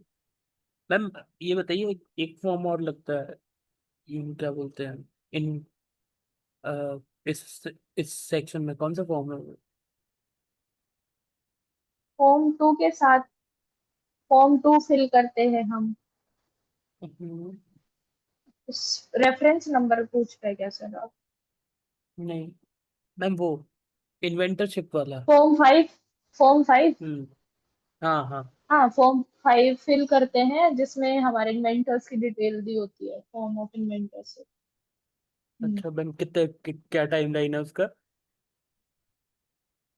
फॉर्म 5 का तो शायद उसी दिन करते हैं ना सर, जिस दिन कंप्लीट स्पेसिफिकेशन फॉर्म 1 के साथ फिल करते हैं, फॉर्म 1 और 2 के साथ। हाँ मैम, नहीं मैम, इसका टाइमलाइन ऐसा है कि लाइक फॉर्म फाइल 5 फाइल करना होता है कंप्लीट स्पेसिफिकेशन, या फिर उसके with in month after the filing of complete specification. ठीक है। 30 डेज का टाइम, हाँ ओके। मतलब जैसे हमने अगर कंप्लीट स्पेसिफिकेशन फाइल की, तो उसके विद इन 1 मंथ हमें, अगर नहीं किया हम्म, फॉर्म फिल, तो हाँ करना। हाँ हाँ। अगर मान लो कंप्लीट स्पेसिफिकेशन के टाइम पे आप भूल गए, तो आप फिर 1 महीने के अंदर में फाइल कर सकती हो, ऐसा है इसमें फॉर्म 5। ठीक है मैम। उसके बाद मैम जी नहीं नहीं मैम बोलिए। हाँ, फिर 11 में हमारे प्रायोरिटी डेट आ जाती है, वो कंप्लीट स्पेसिफिकेशन ये क्लेम्स की। तो क्लेम जो हम अगर हम फर्स्ट पे क्लेम 1 फाइल किया, फॉर एग्जांपल 1/1/25 पे, और 2 पे 2/2/25 पे मैंने दूसरा क्लेम किया, तो दोनों की प्रायोरिटी डेट जिस दिन जो फाइल हुआ वो वाली होगी। और हम ये प्रायोरिटी डेट को सेट कर सकते हैं 6 मंथ के लिए, वो पोस्ट डेटिंग का। हम्म, फिर ठीक है मैम। 11A में है पब्लिकेशन होता है एप्लीकेशन का। पब्लिकेशन जैसे हमारा क्या बोलते हैं, फॉर्म पब्लिकेशन एक गैजेट में होता है, जिसमें date hmm of a patent journal में जो वो एवरी फ्राइडे को होता है ये, उसमें फिर हमारे एप्लीकेशन नंबर ये सब इन्वेंटर डिटेल या फिर एब्स्ट्रैक्ट टाइटल ये आता है। और हम्म और क्या था जिसमें अगर नहीं होगा वो पब्लिश, उसकी कंडीशन थी सिक्रेसी डायरेक्शन, जो सेक्शन 35 में है, वो उसमें वो पब्लिश नहीं होगा। अगर सेक्शन 9 के अंदर वो अबेंडन हो जाएगा, लाइक अगर हमने provisional to complete specification within 12 month fill नहीं किया है, फॉर्म 15 बिफोर, अगर फॉर्म 29 फिल करके अगर हमने विड्रॉ करवा लिया तब भी पब्लिश नहीं होगा। सेक्शन 11B में रिक्वेस्ट फॉर एग्जामिनेशन के लिए फॉर्म मैम 18 फिल फॉर्म कौन करते सा हैं। है पब्लिकेशन में? इसमें 9 और फीस बता। हाँ और फीस। 2500। हाँ ठीक है। और मैम टाइमलाइन क्या होता है कि उसके बाद लाइक 11B में है। एक कोई हाँ, एप्लीकेशन टाइम एक लाइन ये पर्टिकुलर। होता है कि अगर एक, हाँ, अगर हाँ। हमने स्पीडली लाइक अर्ली पब्लिकेशन करवाया तो वो 1 महीने के अंदर हो जाता है पब्लिश। और हम्म अगर नॉर्मल वे से रखा तो 18 महीने लगता है। ठीक है मैम ठीक है। ठीक है मैम। अच्छा है। 11B में, हाँ, 11B में रिक्वेस्ट फॉर एग्जामिनेशन है। उसमें हम फॉर्म 18 फिल करते हैं, रिक्वेस्ट फॉर एग्जाम। इसमें भी दो तरीके होते हैं, एक्सपेडाइट एग्जामिनेशन और नॉर्मल, जैसे 31 मंथ्स के विद इन अगर करवाना है। और ये क्या बोलते हैं, बिफोर 15 मार्च, 48 मंथ्स का था ये। नॉर्मल रिक्वेस्ट फॉर एग्जामिनेशन करता है। अगर हम एक्सपेडाइट करवाना है, जैसे सेटअप या स्मॉल एंटिटी या फिर कोई फीमेल एजुकेशनल इंस्टीट्यूट हो या गवर्नमेंट अंडरटेकिंग, तो उसमें हम ये फॉर्म 18 के लिए ये एक्सपेडाइट एग्जामिनेशन करवा सकते हैं। मैम एक्सपेडाइट इसकी फीस, एग्जामिनेशन के लिए। फॉर्म 18 की फीस, मैम एक्सपेडाइट हाँ, एग्जामिनेशन की कौन कौन फाइल कर सकता है, मतलब कौन एलिजिबल है? इसमें स्मॉल एंटिटी और ये क्या बोलते हैं, स्टार्टअप और एजुकेशनल इंस्टीट्यूट और गवर्नमेंट हम्म अंडरटेकिंग, और ये फीमेल अगर, यस। हम्म, हाँ ठीक है। और मैम एक पीसीटी, पीसीटी भी याद रखना ना। हाँ, पीसीटी, ओके। आईएसए और आईपीए इन पीसीटी। ठीक है। ठीक है हम्म, मैम आगे आगे आईएएस, आगे हाँ, कर। Preliminary examination. फिर इसके बाद सेक्शन 11B 12 है हमारा। 12 में एग्जामिनेशन होता है एप्लीकेशन का। इसमें ये एग्जामिनर देखेंगे कि सारे डॉक्यूमेंट कैसे क्या कंपाइल है, लॉफुल ग्राउंड में, या कोई एंटिसिपेशन तो नहीं है। फिर उसके बाद वो एग्जामिनर रिपोर्ट कॉन्फिडेंशियल भेजेंगे कंट्रोलर को, और कंट्रोलर फिर वो जो रिपोर्ट है वो लाइक एफईआर का इशू करवाएंगे टू पर्टिकुलर एप्लीकेंट, जो फर्स्ट ये ऑब्जेक्शन रिपोर्ट होती है ना एफईआर वाली है। उसके बाद सेक्शन 13 है। 13 में एंटिसिपेशन आएगा। एंटिसिपेशन में हमारा ये प्रायर पब्लिकेशन और प्रायर क्लेम से दो तरीके से आ सकता है।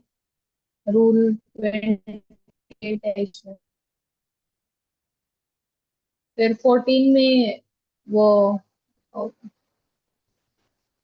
एंटिसिपेशन के बाद जो कंट्रोलर है वो रिपोर्ट कंसिडर करेंगे जो एग्जामिनर ने भेजी है उनको वो। हेलो। इसमें बोली मैम आप हाँ ठीक बोलते है जाइए। ओके। हाँ ठीक है सर। एफईआर एग्जामिनर के मतलब थ्रू कंट्रोलर को सेंड करें। उसके बाद 15 में जो रोलर है उनके पास ये पावर होती है कि वो रिफ्यूज या फिर अमेंड करने को बोल सकते हैं। तो अमेंड करो या फिर रीफाइल करो पर्टिकुलर एप्लीकेशन है एप्लीकेंट को बोल सकते हैं। 16 में हमारा डिविजनल एप्लीकेशन होती है। डिविजनल एप्लीकेशन मतलब कंट्रोलर के पास पावर होती है तो उसे फॉर द डिविजनल एप्लीकेशन। उसमें उन्होंने क्या बोला था one one patent one application वाला रूल एप्लीकेबल होगा वहां पे। और अगर वो इन्वेंशन ऐसे है कि स्प्लिट कर सकते हैं तो स्प्लिट भी कर सकते हैं एप्लीकेशन को। 17 में फिर वो कंट्रोलर के पास पावर होती है कि ये पोस्ट डेट कर पोस्ट डेट के लिए बोल सकते हैं बिफोर ग्रांट कि मैम 6 मंथ के लिए पोस्ट। ये डिविजनल एप्लीकेशन का टर्म कहाँ से स्टार्ट होगा? सर जिस दिन ये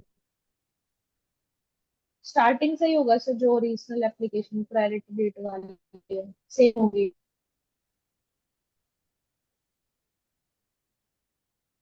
और मैम इसके लिए इससे मतलब कोई रूल है इस सेक्शन में पर्टिकुलर?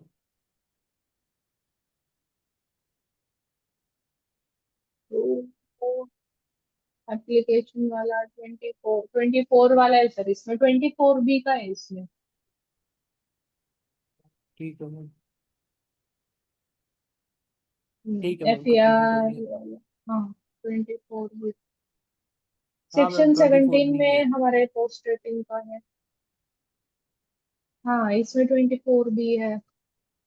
हम्म। सेक्शन 20 में क्या था 20 सब्स्टिट्यूशन के लिए है जिसमें वो सब्स्टिट्यूट कर सकते हैं before grant for disease person. अगर कोई एप्लीकेंट बिफोर ग्रांट डिसीज हो जाता है तो उनको सब्स्टिट्यूट कर सकते हैं तो उसके लिए एग्रीमेंट वगैरह साइन होगा पर्टिकुलर। और इसमें फॉर्म 6 फिल करके और वो सब्स्टिट्यूट कर सकते हैं। कंसेंट भी लेना होगा। मैम 18 सेक्शन आपका रहेगा, 18 और 19।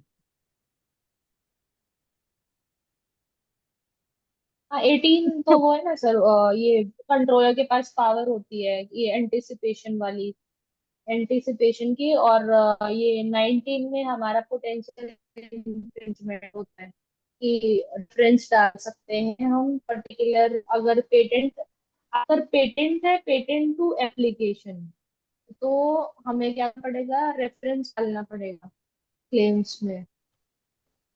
अगर एंटिसिपेशन अगर हमारा प्रायर पब्लिकेशन और प्रायर क्लेम से है तो वो 18 में है।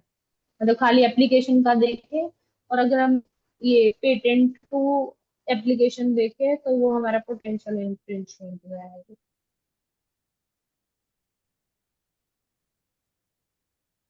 फिर 21 में हमारी टाइमलाइन होती है कि जैसे टाइमलाइन की हमने पहले फॉर्म सबसे पहले ये क्या बोलते हैं एप्लीकेशन आई उसका पब्लिकेशन हुआ पब्लिकेशन के बाद एफईआर आता है एफईआर के बाद हियरिंग होती है।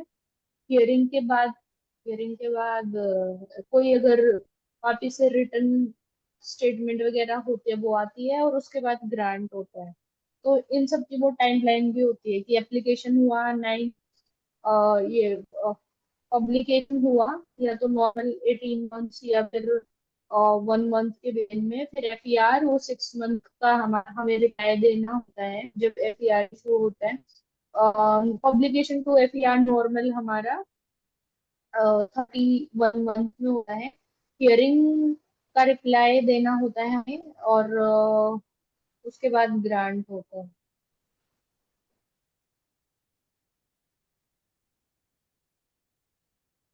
FAR का रिप्लाई में मैम एक्सटेंशन और अगर कोई अमेंडमेंट, एक्सटेंशन तो 3 महीने का होता है सर, वो फॉर्म 4 फिल करके।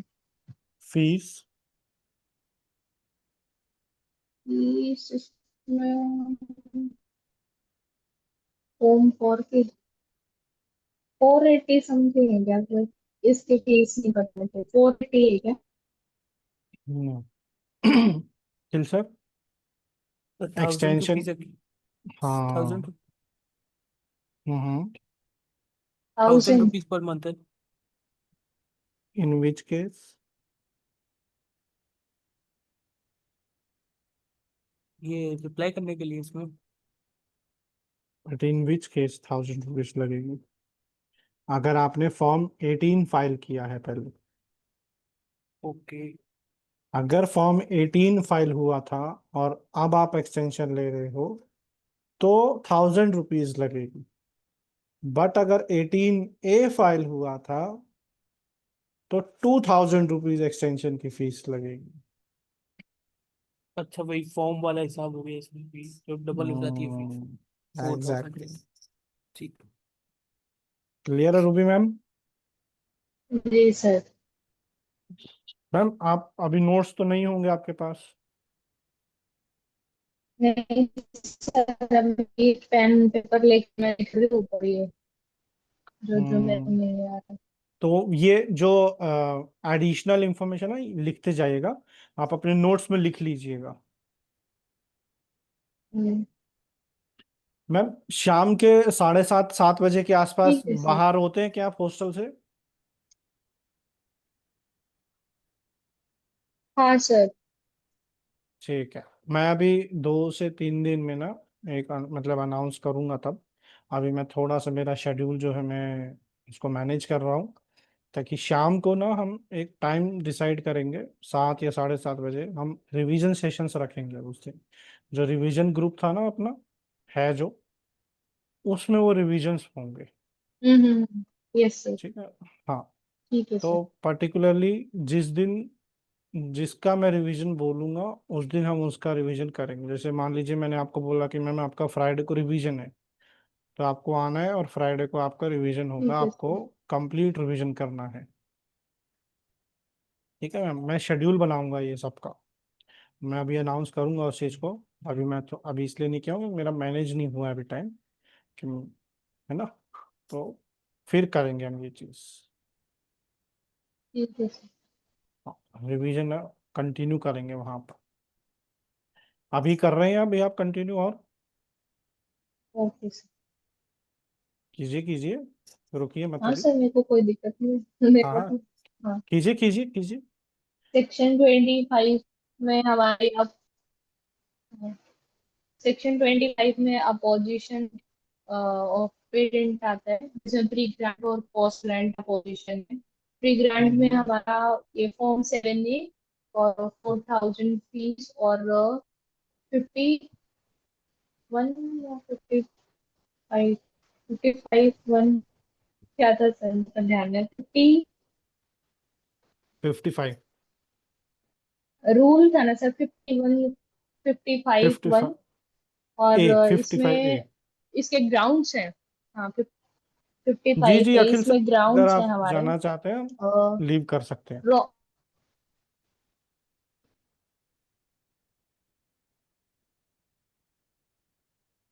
तो मैं 25 करती हूँ, फिर उसके बाद ये कंप्लीट करती हूँ। जी मैम ठीक। हेलो। हाँ हाँ मैम, कीजिए कीजिए कीजिए। हाँ, इसमें हमारे ग्राउंड्स होते हैं: wrongfully obtained, published before priority date अगर हमारा होता है, और हम्म priority date obtained, non hmm use, hmm obvious। Hmm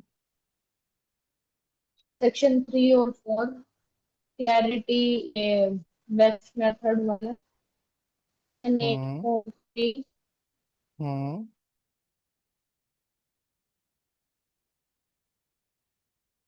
I think voice cut गई मैम आपकी फिर से।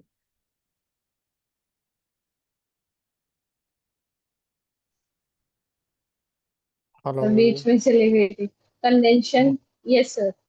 हम्म कन्वेंशन एप्लीकेशन और बायोलॉजिकल हम्म मटेरियल और TKDL। हम्म फिर बहुत बढ़िया 25 to 35 है, और उसमें 7A था, इसमें फॉर्म 7 है। और फीस उसमें हम्म 4000 थी, इसमें 8000 है। हम्म ये पोस्ट ग्रांट के बाद फाइल कर सकते हैं एनी पर्सन इंटरेस्टेड। हम्म और पोस्ट ग्रांट की टाइमलाइन क्या है फाइलिंग की? फाइलिंग की और डेट ऑफ ये पब्लिकेशन से स्टार्ट होती है सर, ग्रांट ग्रांट की बहुत बढ़िया। पब्लिकेशन से। कब तक कर सकते हैं? और आप, हाँ, 1 ईयर तक। 1 ईयर तक। प्री ग्रांट की प्री ग्रांट ऑपोजिशन कहाँ से शुरू होता है? हम्म।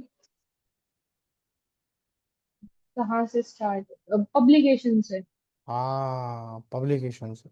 बहुत बढ़िया। और ऑपोजिशन बोर्ड में कितने लोग होते हैं? हाँ, अपोजिशन बोर्ड में 3 पर्सन होते हैं, इंक्लूडिंग चेयरमैन। बहुत बढ़िया, बहुत बढ़िया। और कितने वक्त में वो अपनी रिपोर्ट सबमिट करते हैं कंट्रोलर को? 2 महीने में। 2 महीने में। बढ़िया। Sarika ma'am, any question from section 25 for Ruby ma'am?